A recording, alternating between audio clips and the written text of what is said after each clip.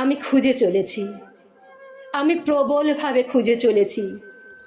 কণ্ঠে নীল দাগ, টকবগে হাসি, ফাঁসির মঞ্চে উদাত্ত স্বরে, একবার বিদায় দে মা, ঘুরে আসি। না, আমি ক্ষুদিরামকে খুঁজছি না, খুঁজছি তার মাকে। আমি এক কঠিন প্রাণ মাকে খুঁজছি, যে তার সন্তানের জন্মের পরে তার কানে মন্ত্র দেবে, বন্দে মাতারাম।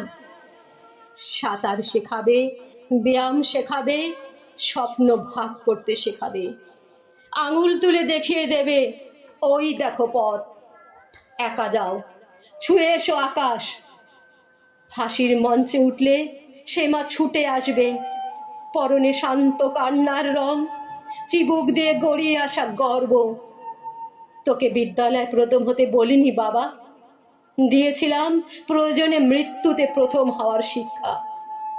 আমার আঁচল পাতা রইল, তুই ফিরলেই আমি আবার তোকে শিখিয়ে দিয়ে যাব, জয় হিন্দ।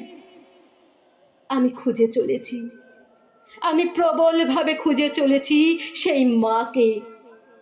সন্তান জন্মের পরে যে উদ্গ্রীব হয়ে ফাঁসির দাগ খুঁজবে, নাম রাখবে ক্ষুদিরাম। তাকে পেলে কি করব? আমার বাগানের শেষ গাছটা মৃত্যুর আগে একটা ফুল দিয়েছিল।